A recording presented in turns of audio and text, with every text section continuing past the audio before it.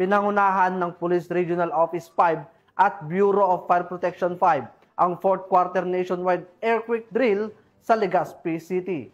Yan ang balitang hatid ni Patrolwoman Vanessa Sol. Naging agala ang buong Camp Simeon Ola, Legazpi City habang sabay-sabay na tumalima ang mga personnel ng Police Regional Office 5 at iba't ibang tanggapan sa loob ng kampo para sa pagsasagawa ng earthquake drill.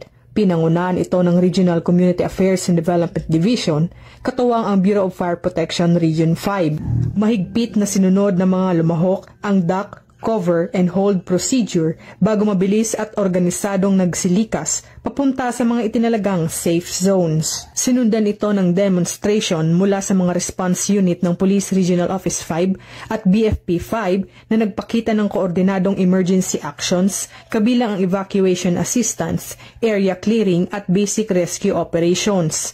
Ayon sa Police Regional Office 5, ang quarterly drill na ito ay bahagi ng patuloy na kampanya ng pamahalaan para palakasin ang earthquake preparedness, mas mapabuti ang interagency coordination at madagdagan ang kaalaman ng publiko sa tamang paghanda, bago, habang at matapos ang lindol. Mula dito sa Legazpi City, Albay, ako ang inyong PNN correspondent, Patrolwoman Vanessa Sol, alagad ng batas, tagataguyod ng Balitang Pulis.